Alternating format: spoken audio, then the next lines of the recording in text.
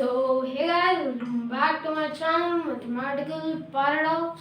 तो हमारा geometry series continue करते हुए आज हम पढ़ेंगे ट्रायंगल चैप्टर का दूसरा लेक्चर, क्लासिफिकेशन ऑफ ट्रायंगल।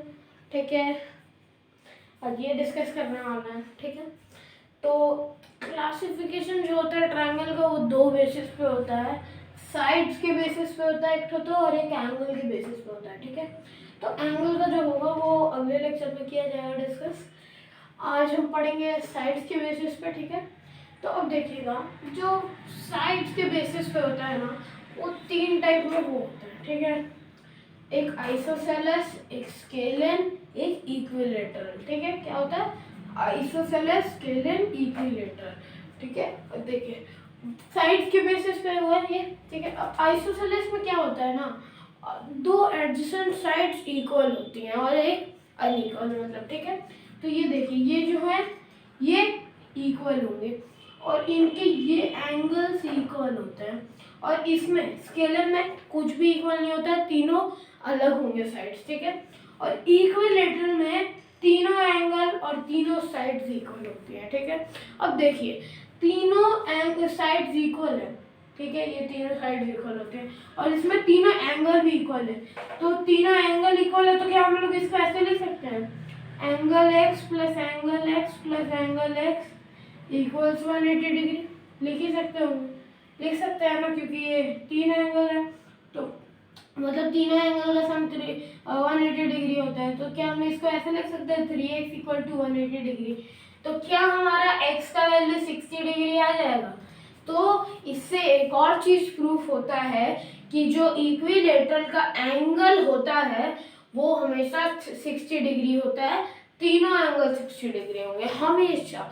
ठीक है, और आइसोसेलेस में जो ये क्या बोलते हैं, जो साइड्स हैं उनके ऑपोजिट एंगल्स भी, जो साइड्स इक्वल है उनके ऑपोजिट एंगल्स भी इक्वल होते हैं। ठीक है, तो इसका प्रूफ आपने देख लिया, अब इसका प्रूफ देखते हैं। ठीक है, ये चीज नोट कीजिएगा आप। ठीक है, तो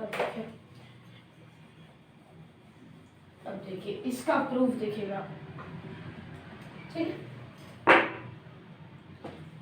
किसका प्रूफ, इसका प्रूफ। ठीक है, क्या कह रहा है।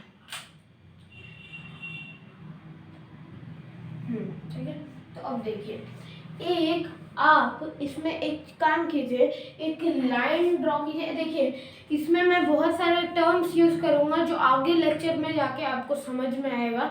तो अगर आपको ये प्रूफ नहीं समझ में आए तो टेंशन लेने की कोई बात नहीं है। ठीक है, तो ये देखिए इधर से हम एक एंगल बाइसेक्टर क्या करते हैं इसमें एक एंगल बाइसेक्टर को वो करते हैं। ठीक है, एंगल बाइसेक्टर को ये ड्रॉ करते हैं इधर से। ठीक है, हमें ये पता नहीं है कि ये चीज है।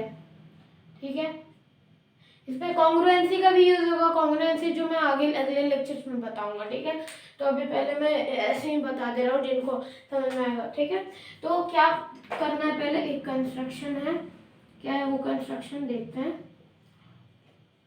ठीक है, क्या ड्रॉ करना है हमें, draw angle bisector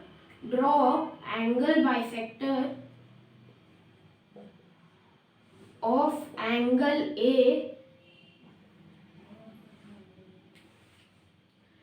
angle bisector AE which bisects angle A, which bisects angle A, क्या एंगल ए को बाइसेक्ट करे। ठीक है, तो एंगल ए को बाइसेक्ट कर रहा है तो क्या इसका मतलब ये हुआ ये एंगल और ये एंगल इक्वल होगा। ठीक है, तो अब कॉन्ग्रुएंसी में जाता है। ठीक है, तो अब देखिए इसमें मैं और दो चीज बताऊंगा। ठीक है, और एक और चीज और एक्स्ट्रा बताऊंगा। ठीक है, तो अब क्या ये देखिए इसमें कॉन्ग्रुएंसी का केस बैठाते हैं कि इसमें कौन कौन से में ट्रायंगल ए बी ई और ट्रायंगल ए सी ई में। ठीक है, इसमें बैठाते हैं कॉन्ग्रुएंट है कि नहीं, ये चीज देखते हैं। तो क्या एक चीज देखिएगा, ए बी ई को छोड़िए, बी ए ई को लेते हैं। ठीक है, बात वही है, पर आपको मैं थोड़ा वो करने के लिए, ठीक है। और सी ए को लेते हैं, ठीक है।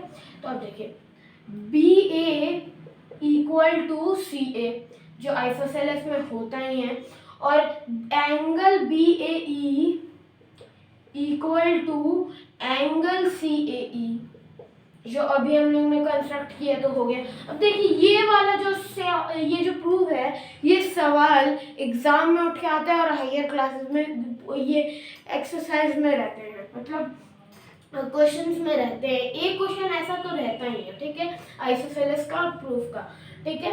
तो ये चीज हो गया इक्वल। और ए ई जो साइड है और ए ई, क्या ये कॉमन दिख रहा है आपको इन दोनों में? दोनों ट्रायंगल में ए ई है, तो क्या ये जो ट्रायंगल बी ए ई है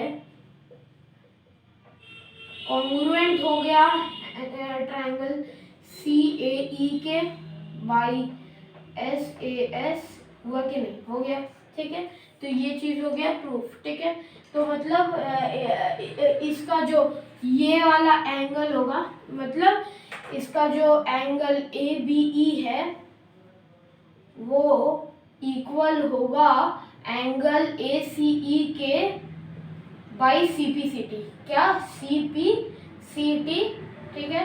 इसका मतलब होता है कॉन्ग्रुएंट पार्ट्स ऑफ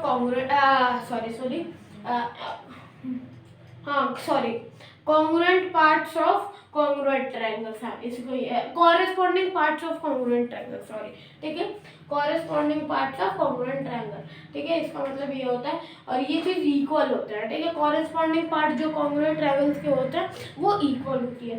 तो क्या ये प्रूफ हो गया, ये वाला एंगल। तो इससे ये हमें पता चलता है कि आइसोसेलेस में ऑपोजिट साइड्स के ऑपोजिट एंगल्स इक्वल होता है, ठीक है। तो आज के लिए बस इतना ही। अगले लेक्चर में हम डिस्कस करेंगे on the basis of angles के, ठीक है। तो आज बस इतना ही। Thank you.